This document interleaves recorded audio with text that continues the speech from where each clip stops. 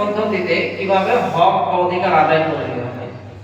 তো সেই হিসাবে আজকে আপনাদের পাশে এসে আমার খুব ভালো লাগছে এবং আপনারা, তো সেই হিসাবে আমি এই কথাই বলতে চাইছি যে দেখুন, সরকারের কাছে কোনো কিছু না চাইলে বা না দাবি করলে তারা কিন্তু দেয় না।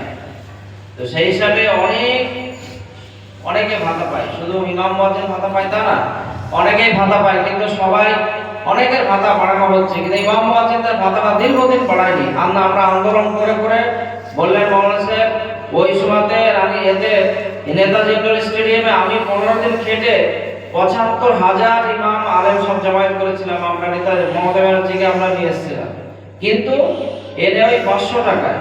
ফলে এবারও আমরা 500 টাকা বেশি বাড়েনি। তো সেই জন্য এবার আমরা 4-5 বার দেখা করে ডেট চাইলাম। আমরা ফিরাদ একের সাথে কত মিটিং করলাম, অনেক মন্ত্রী, 5টা মন্ত্রীর সাথে মিটিং করলাম, মমতা ব্যানার্জির ওএসডির সঙ্গে কালীঘাটের সাথে দেখা করলাম।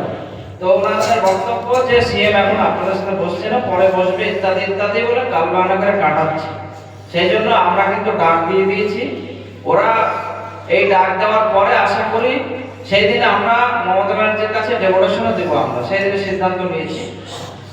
তো আমরা মিছিল করে ইমাম মুয়াজ্জিনদের ভাতা বৃদ্ধির দাবিটা জানাবো।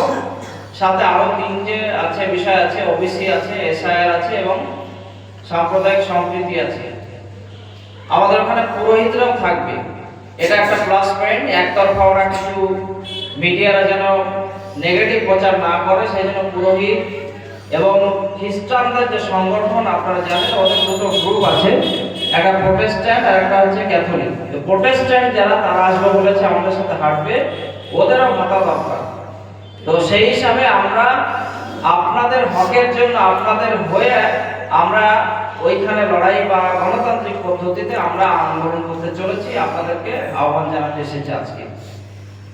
এইটা ইমাম মুয়াজ্জিনদের হয়ে যেমন আমরা সরকারের কাছে দাবি জানাচ্ছি। আমাদের রাজ্য সম্মেলন হয়েছিল, আপনারা জানেন যে দীঘাতে 2 দিন ধরে হয়েছিল, আপনারা অনেকে গিয়েছিলেন। ওইখানে আমাদের পাশ হয়েছিল যে আমরা যেমন রাজ্য সরকারের কাছে আবেদন জানাচ্ছি, এইরকম আমরা মসজিদ কমিটির কাছেও কিন্তু আমরা আবেদন জানিয়ে চিঠি লিখছি প্রত্যেকটা মসজিদ কমিটিকে। এই চিঠির কপি আমি আজকে নিয়ে এসেছি, জেরক্স করে আপনারা এদের যারা দায়িত্বশীল এদের দেব। প্রত্যেকটা মসজিদের সেক্রেটারি, প্রেসিডেন্ট, কমিটির লোককে আপনারা তুলে দিবেন, বলবেন থামে ভরে পৌঁছে দেবেন, বলবে রাজ্য থেকে দিয়েছি। আমরা ইমামদের হয়ে 13 দফা দাবি সরকারের কাছে যেমন দিচ্ছি, মসজিদ কমিটির কাছেও তেমন আমরা দাবি দিচ্ছি। ইমাম সাহেবের এরা সমাজের সব থেকে ভালো কাজ করবে।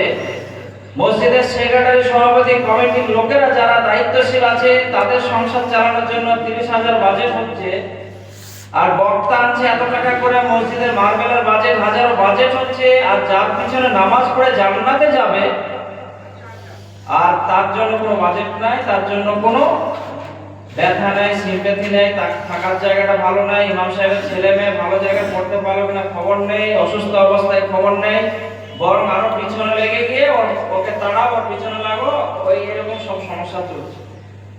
এইগুলোর জন্য কমিটি মজবুত করতে হবে।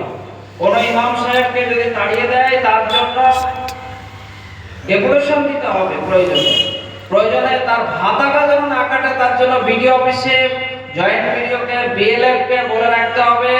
ওয়াকাফে ওই চিঠিটা আমাদের দিলে আমরা ওয়াকাফ বোর্ড থেকে ওটাকে ওর ভাতা যেন না কাটে তার ব্যবস্থা আমরা করতে পারবো।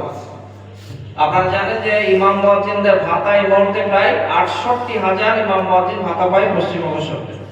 প্রায় 44,000 ইমাম আর হচ্ছে 24,000 মুয়াজ্জিন। এত বিপুল পরিমাণে ইমাম মুয়াজ্জিন অন্য কোন রাজ্যে কিন্তু ভাতা পায় না। প্রতি মাসে প্রায় এখন 15.5 কোটি টাকা করে আমাদের এমএবি ডিপার্টমেন্ট থেকে টাকাটা আসে, এখন ট্রেজারি থেকে দেওয়া হচ্ছে। তো অ্যাপ্লিকেশনের সিস্টেমটা ওরা একটা 2012 ডিসেম্বরের আগের মসজিদ হতে হবে, ওরকম একটা রেজুলেশন আগে থেকে করা আছে। আমরা এই নতুন সিও আসার পরে রেজুলেশন করে ডিপার্টমেন্টের পিবি সেলিম সাহেবের মাধ্যমে